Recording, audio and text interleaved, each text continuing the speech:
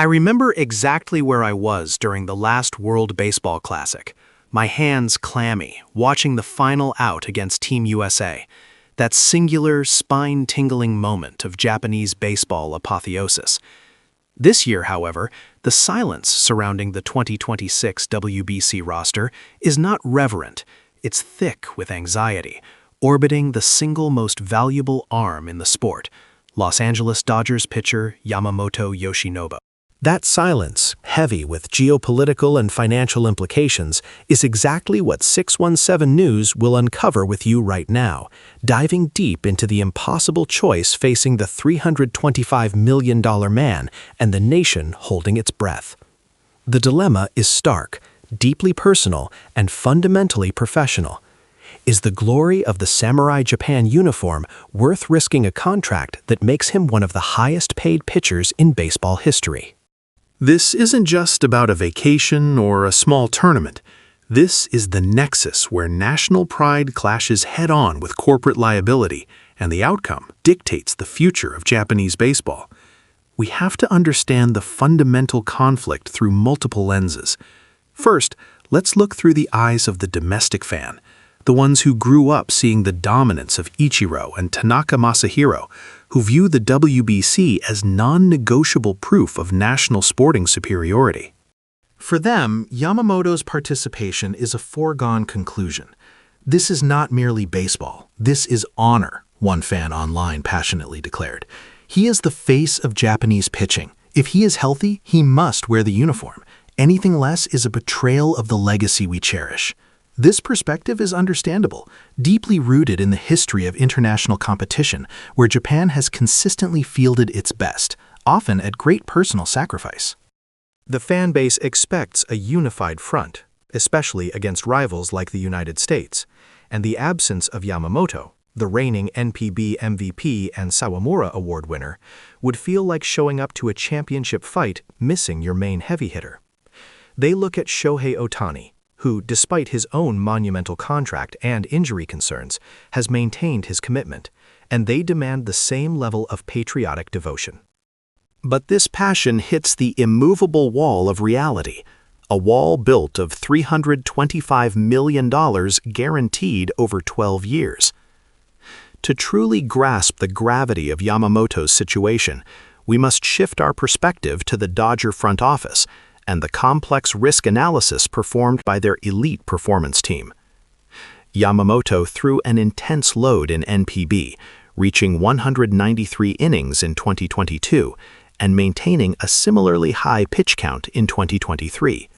While impressive, this workload is already high for a pitcher whose transition to the MLB schedule, with increased travel, a different ball composition, and far less recovery time, is demanding enough in his freshman year.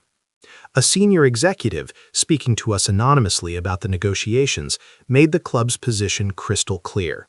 We invested an unprecedented sum for a pitcher of his profile, a commitment that outweighs the total payroll of several MLB clubs combined.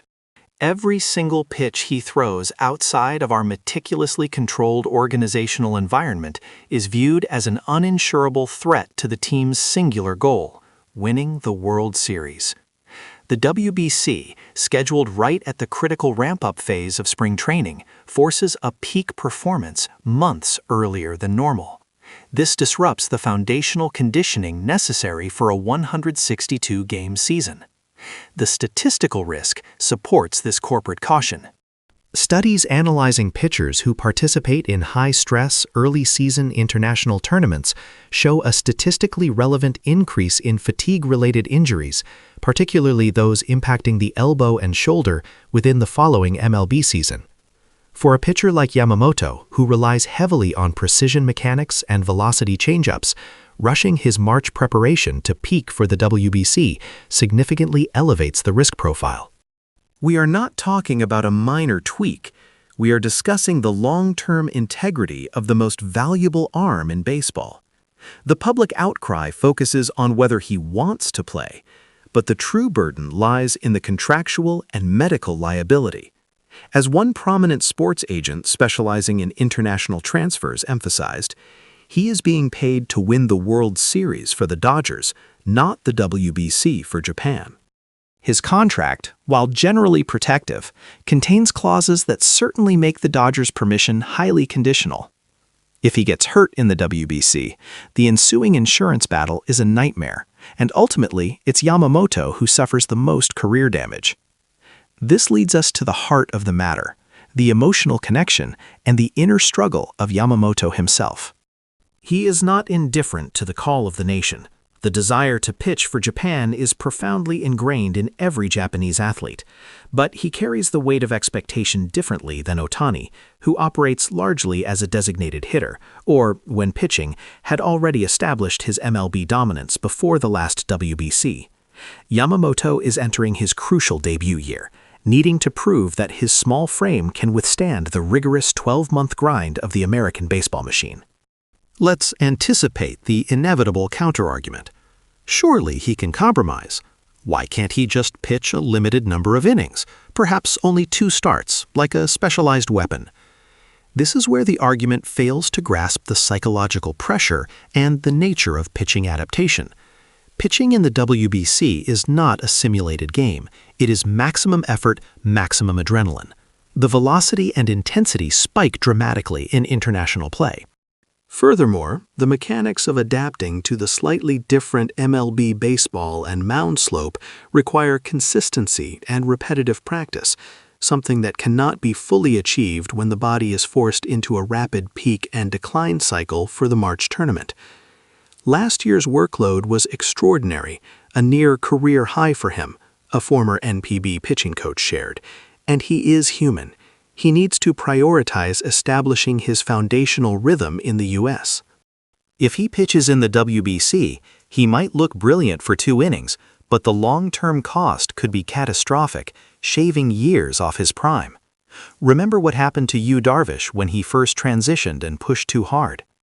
The most powerful voices echoing the sentiment of protective caution are now emerging from the Japanese baseball community itself, those who understand the immense pressure of the transition. There is a shift in sentiment from aggressive demand to supportive understanding. Comments online reflect this. He shouldn't risk it. We had the glory last time. The Dodgers' three-peat is more important than a WBC title. And if he suffers a career-altering injury, who benefits? No one. Yamamoto needs to secure his own legacy first. The reality is that the decision to prioritize the club is not unpatriotic. It is a professional mandate, a strategic calculation necessary for longevity. If Yamamoto is injured, he helps no one, not the Dodgers, and certainly not the future of Japanese pitching, which relies on him succeeding at the highest level to inspire the next generation.